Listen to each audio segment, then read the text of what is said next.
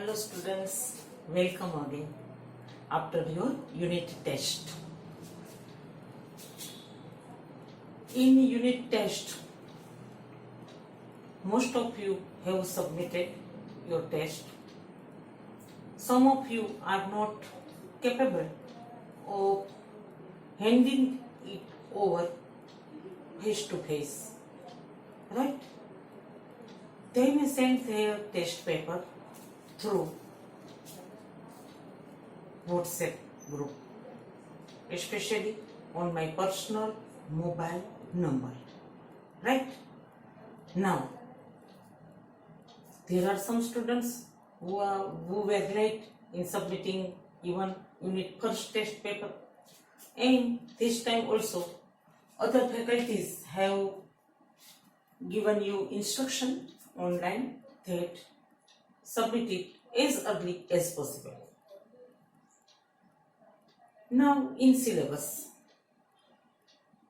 in grammar, not only you but dear students, all the students of Gujarati medium or rather than Gujarati, even English medium students face some difficulties in remembering grammatical rules and also in applying them properly, correctly, precisely.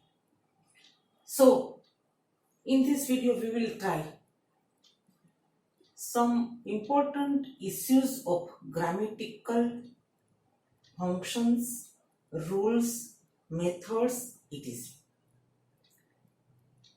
In this video, I have tried to give justice to our paper style, especially board's paper style. In our do as directed, there are two items: tense transfer and voice changing from AV to PV, from PV to AV. Active હોય તો પેસિવમાં બદલવાનું, passive હોય તો એક્ટિવમાં બદલવાનું. બોર્ડમાં પરીક્ષામાં સૂચના કઈ રીતે અપાશે? આમ હશે: start like this. Main title હશે ડુ એઝ ડાયરેક્ટેડ. આ ટાઇટલમાં સ્ટાર્ટ લાઈક ધીસ. આમાં આપણે બોર્ડની પરીક્ષામાં આ પ્રશ્ન કઈ રીતે લખાય, કેટલા માર્ક હોય છે, બે આઈટમ હોય છે, બેના 2 માર્ક્સ, 2 માર્ક્સ એટલે 4 માર્કનો પ્રશ્ન. 4 માર્ક એટલે સારું એવું વેઇટેજ ગણાય સ્ટુડન્ટ્સ ગ્રામરમાં. હવે આપણે પરીક્ષામાં આ પ્રશ્ન કઈ રીતે લખાય એ જોઈ લઈએ કે બોર્ડમાં આ રીતે આપણે પ્રશ્ન આપેલા છે. સેમ મેં એક એક્ઝામ્પલ લીધું છે. Question paper section D, question number 50. અમે ચાઇલ્ડ પ્રેક્ટિસ વર્કમાં HW ની સાથે લીધું છે કે આપણે આ પ્રશ્નની રૂબરૂ પ્રેક્ટિસ કરતા જઈએ અને કઈ રીતે સારો જવાબ લખી શકાય એ પણ જોતા જઈએ. Dear students, here our question instruction. A national park had a defined boundary through which no person could get into without permission. The visitors could observe the park by a vehicle which routed through defined trails. So this is our question. નાના નાના 3 થી 4 વાક્ય હોય, મોટા હોય તો 2 જ હોય, કોમા ને એવું આપેલું હોય. અહીંયા ઘણા કંજક્શન વાપરેલા છે, બરાબર છે, અહીંયા પણ છે. જો તો આપણે હવે જોવાનું છે કે સ્ટાર્ટ લાઈક ધીસ માં આપણે કઈ સૂચના મળી છે. જો અહીંયા સૂચના છે start like this. A national park has. Night આવી ગયો, અહીંયા હેઝ કરી નાખ્યું છે, અહીંયા છે હેડ. ચાલ, એનો અર્થ છે કે આ ટેન્સ ટ્રાન્સફર કરવાનો પ્રશ્ન છે. આટલી આપણને ખબર પડી ગઈ. આજે આપણે એક જ આઈટમ લઈ આનું પ્રેક્ટિસ વર્ક કરી અને પછી HW માં આવા જ 2 આવી સૂચના લખીને એનો આપણે ટેન્સ ટ્રાન્સફર તમારે કરવાનું, એટલે તમને એકદમ મગજમાં બેસી જાય કે આવો પેપર અને કેવી રીતે લખવાનું એ પણ જોઈ લઈએ છે આપણે શાંતિથી. હવે આપણને જ્યાં જ્યાં કાળની નિશાની લાગે એ ખ્યાલ આવી જવું જોઈએ. માત્ર વર્ગ ક્રિયાપદ હોય તોય ખ્યાલ આવી જવું જોઈએ કે હેડ વાળું છે તો પૂર્ણ ભૂતકાળ હોય એને હેઝ પૂર્ણ વર્તમાન કાળમાં બદલ્યો છે. આજે હું લઈશ તમને કે કાર્ડ છે ટેન્સ એ કેમ પકડી શકશો, તમને કેમ ખબર પડશે કે આ હેઝ છે, હેડ છે, એ આજે હું લઈશ તમને. થોડું થોડું રોજ આપણે એક કાર્ડ એમ કરવાનું. 2-3 કાર્ડ ભેગા કરો તો તમને મિક્સ થઈ જાય, યાદ ના રહે, થોડી તકલીફ પડે. એટલે ઇંગ્લિશ ગ્રામરમાં શાંતિ અને ધીરજ રાખવાની બેટા. હવે અહીંયા હેડ અ ડિફાઇન્ડ બાઉન્ડ્રી, ડિફાઇન્ડ નિશ્ચિત કરેલી બાઉન્ડ્રી સીમા રેખા હોય છે, જે આપણા રાષ્ટ્રીય ઉદ્યાન કે પાર્ક હોય છે, જેને ગવર્મેન્ટ પ્રોટેક્શન આપતી હોય છે, બધી ફેસિલિટીઝ ઊભી કરતી હોય છે, એની નિશ્ચિત બાઉન્ડ્રી સીમાઓ હોય છે, થ્રુ વિચ કે જેના દ્વારા કે એને ક્રોસ કરીને એને ઉલ્લંઘીને નો પર્સન કોઈ માણસ કુડ ગેટ ઇનટુ અંદર જઈ શકે નહીં, વિધાઉટ પરમિશન, પરમિશન વિના અંદર ન જઈ શકે. હવે એના પછી the visitors could observe the park, visitors પાર્કને ઓબ્ઝર્વ કરી શકે બાય અ વ્હીકલ વિચ, કોઈ વાહન દ્વારા કે જે રૂટેડ થ્રુ, રૂટેડ એનો રસ્તો હોય, એ રૂટ ઉપર આપણે જતા હોય, થ્રુ ના દ્વારા, ડિફાઇન્ડ ટ્રેલ્સ એ માટે પણ નાના નાના રસ્તાઓ, ટ્રેલ્સ એટલે આપણે સમજવાનું છે નાના નાના રસ્તાઓ ડિફાઇન્ડ નક્કી કરેલા હોય છે, દોરી રાખેલા હોય છે, બનાવી રાખેલા હોય છે. હવે અહીંયા આપણે જાણીએ છીએ કે સાદો ભૂતકાળ હોય તો પણ કુડ ચાલે છે, પરફેક્ટ રચના હોય એમાં પણ આપણે કુડ વાપરીએ છીએ, કેમ વાપરતા નથી.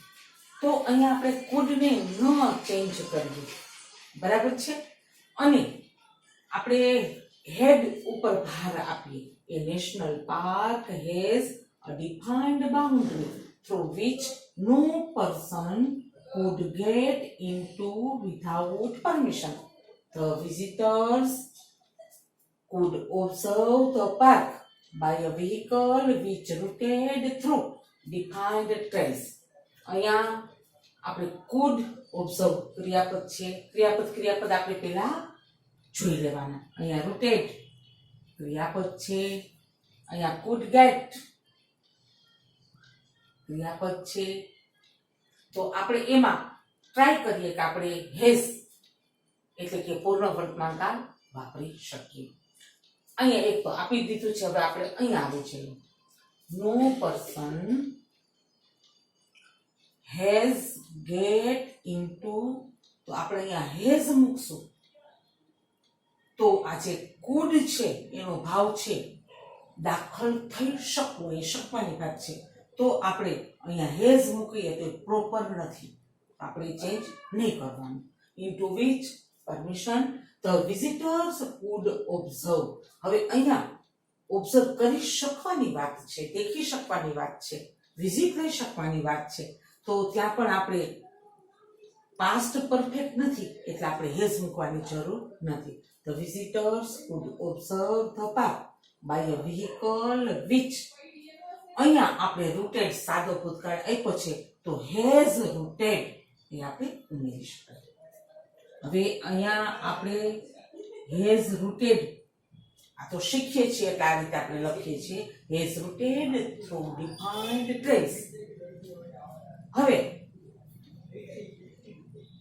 આપણે જેટલા ફેરફાર કરીએ છીએ, આ પ્રશ્નો કેવી રીતે બોર્ડમાં લખાય એ આપણે આટલું રફર કરી લીધું ક્વેશ્ચન પેપરમાં જ. હવે આપણે આન્સર નંબર 50 ઉપર લખશું સેક્શન ડી. રીતસર આ મોટા અક્ષર લખવાનું.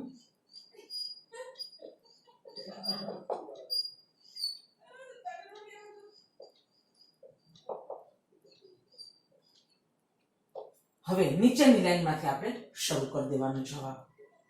A national park has a defined boundary through which no person could get into without permission. To get into idiom જેવું છે, માં દાખલ થવો, પ્રવેશ મેળવવો. The visitors could observe the park by a vehicle which has routed through defined trails. આ રીતે કાર્ય બદલવાનો હોય છે. જેટલા ફેરફાર કરો છો એ જો તમે અંડરલાઈન કરો પરીક્ષામાં તો ખૂબ સારું.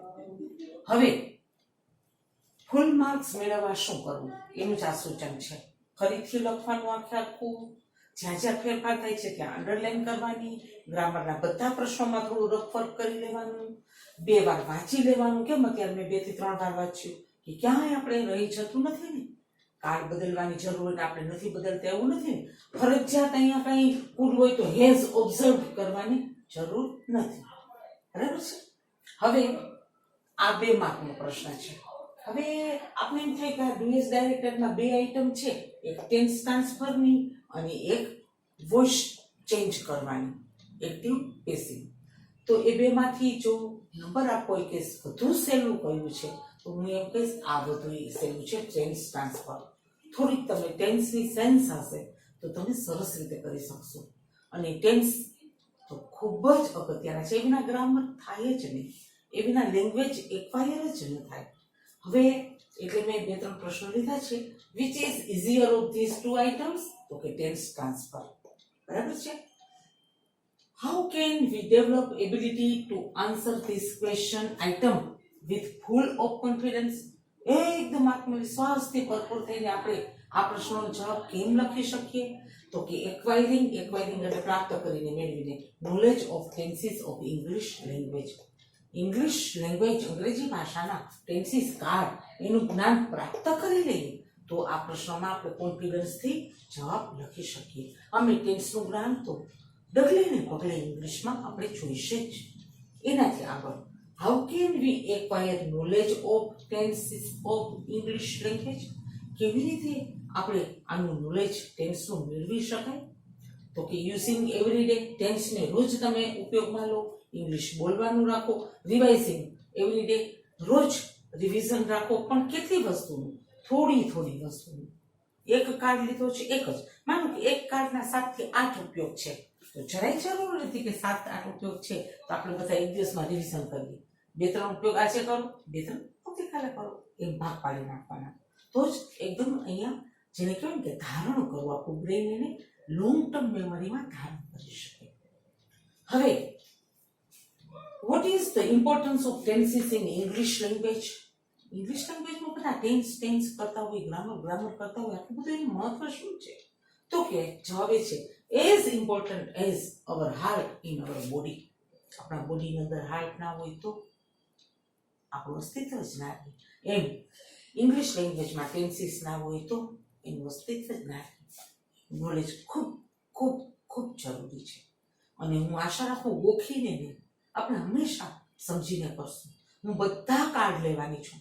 હું કોઈ દિવસ એમ નહીં બોલું કે 10મા સુધીમાં આવી ગયા છે આ કાર્ડ, ફરીથી ટાઈમ બગડી જાય આપણે નહીં લઈએ. નેવર. બહુ ધીરજથી હું લઈશ અને વારંવાર ટાઈમ ટુ ટાઈમ આપણે રિવિઝન કરતા જશું.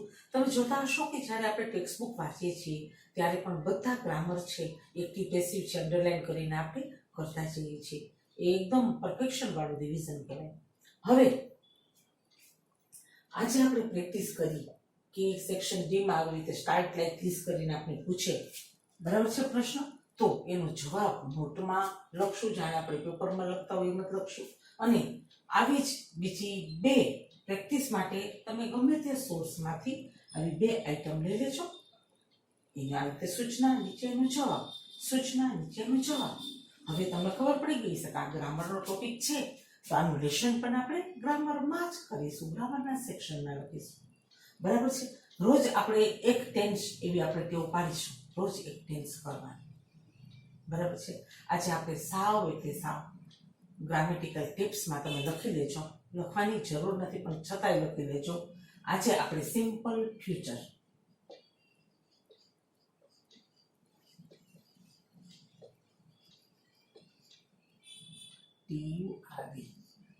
સાદો ભવિષ્યકાળ.